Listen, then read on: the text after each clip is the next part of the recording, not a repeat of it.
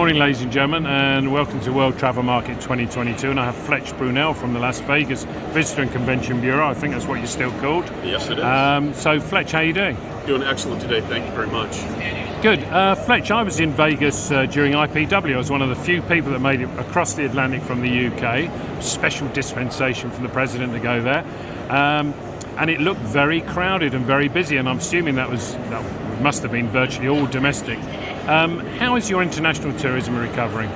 Right now, international tourism is doing a fairly good job in recovering, just from the standpoint that we have more flights coming into Las Vegas that are starting to recover internationally. So when we take a look at countries that are recovered, we've actually got 8 countries that have direct service back to Las Vegas.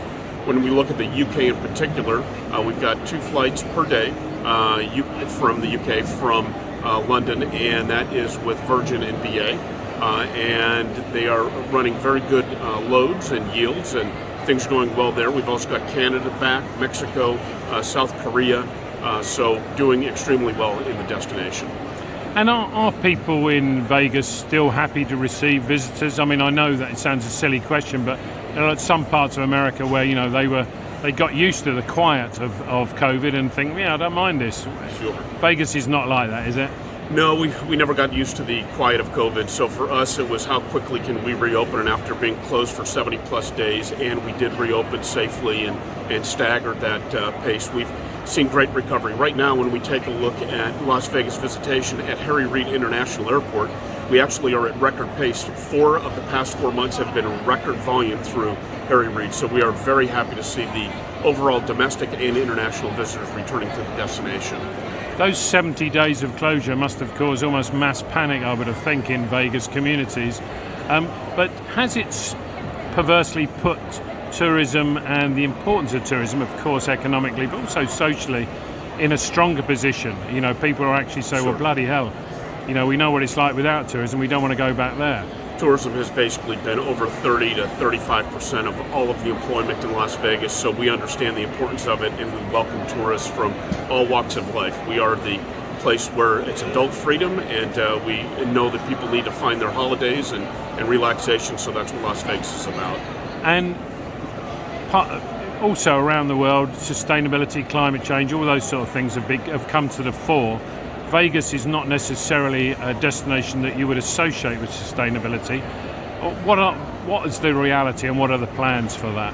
Well, the reality is that when we take a look at power, energy in particular, NV Energy, our local provider, has been working with resorts. So MGM Resorts International is actually building a solar array that will produce for them 100% of their power during peak times in their convention centers, and 75% for the rest of their resorts, which is millions and millions of square feet. Wynn Resort has done the same thing. 75% of their power comes from their own solar array, and Caesars is doing the same thing. So from a power perspective, that's what the community is doing, because we have plenty of sun, 320 days of sunshine in Las Vegas. From a waste management perspective, most, if not all, the properties have a single source in terms of renewables. So if you throw something in the garbage can, they will actually go through, sort it, and make sure that those things are recyclable, go into recyclable areas as opposed to just going to waste. So a lot of efforts there. And lastly, water. We have been working on saving water in Southern Nevada for years. And what we're doing now is the Water District is paying people that live there to tear out turf. So take your grass out, and I did the same thing at my house. I tore out the turf, and I got $4,500 to remove several hundred square feet of grass and put in things that are native to the desert, so that we're not wasting water. So the water that we do use that goes into the sink actually gets recycled and goes back into Lake Mead. And in terms of Vegas, the tourism product, when I've been, and I've been going for a long time, it's very much about the quality of the hotels and the entertainment and the food. But the need for refurbishment on hotels is almost a constant one. From your knowledge, what's coming up in 2023 in terms of new developments and also refurbishments? So on the new development side for 2023, let's talk first about sports, and then I'll give you an update on other things. So yeah. F1 is coming to Las Vegas in November of next year. Comes in and runs from the 16th through the 18th of November. International Spectacle will actually be running up and down the Strip, and it will be a night race, so 10 o'clock at night going down the fabulous Las Vegas Strip.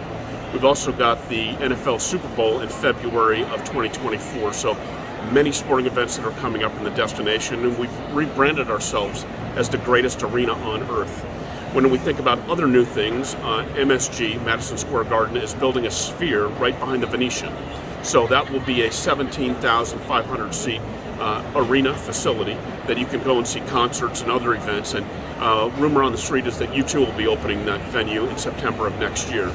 We've also got Fountainblue, a 3,700 room property that will be opening on the Las Vegas Strip, adjacent to Resorts World, another new location or venue in Las Vegas, and then also right next to the convention center. So a lot of new things, and we've got 150,000 hotel rooms in Las Vegas. We continue to grow, and to your point, in terms of refurbishments, many properties are remodeling their guest rooms, including the Wynn, Bellagio, and some other properties in Las Vegas. So it is constantly something that Las Vegas with high occupancies needs to do. Good. Well, thank you very much, Fletch. Thank you for your time. Thank you. Cheers.